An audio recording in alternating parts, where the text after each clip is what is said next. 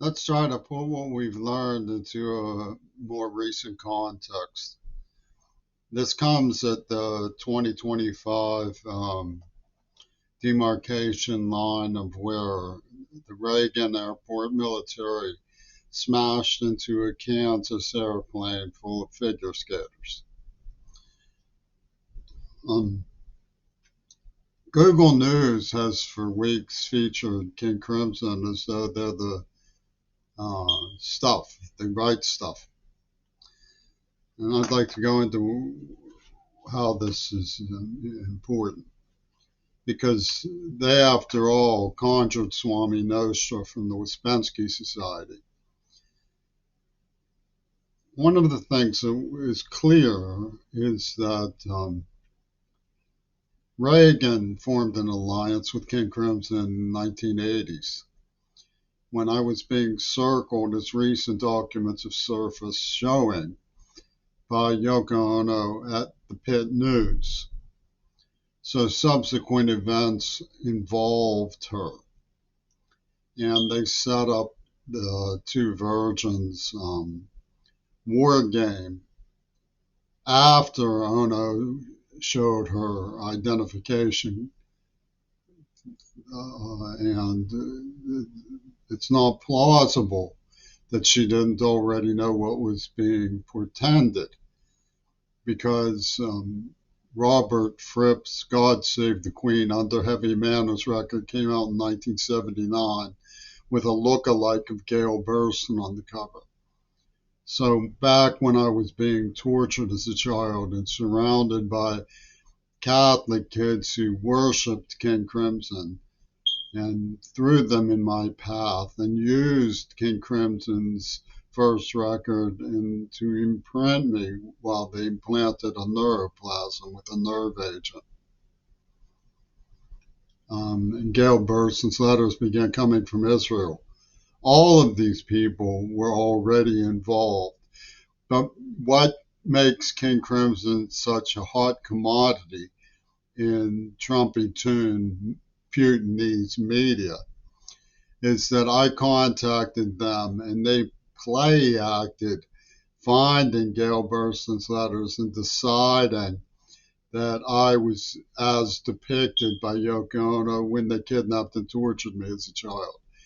And the legendary confession of Pope Karl about the forces impinging on the persona's experience and subjecting the persona to successive degradations of the X motive were therefore above suspicion because Trump and Fripp and Ono were coming to the defense of Ronald Reagan.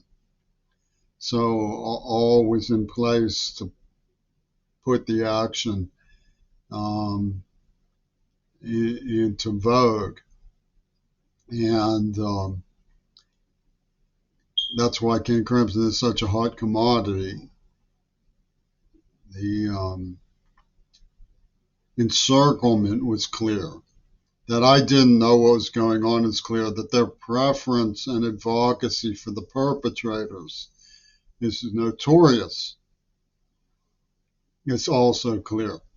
And the NAACP played a very important role as allies of Donald Trump.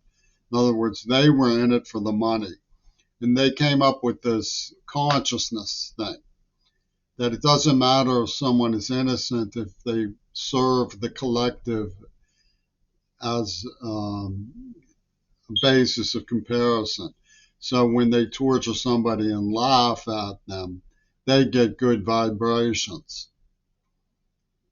And this is administrative and executive and has nothing to do with the laws governing the right to be advised of charges against you.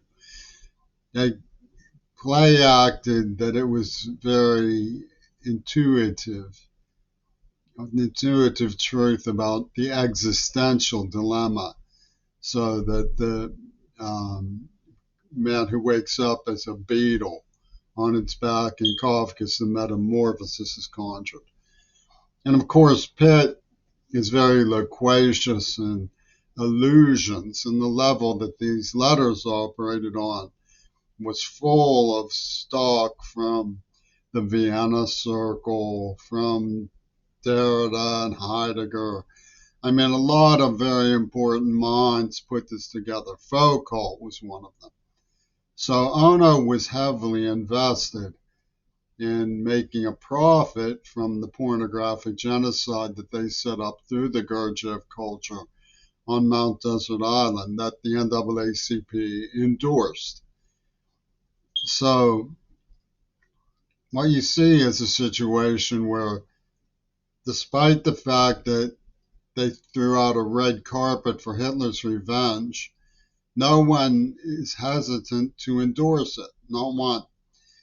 The whole sandbaggers situation, the situation in Gaza, comes from intellectuals from the University of Pittsburgh and University of Washington who went along with Yoko Ono because they liked the idea of John Lennon playing the martyr leader, a sort of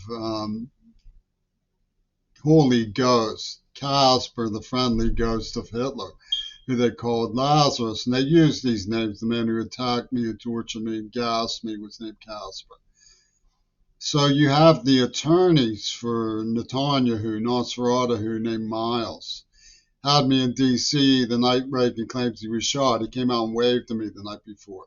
And they give me a Pentagon Disney brochure that reads, "There's no such thing as objective reality, only what the jury believes."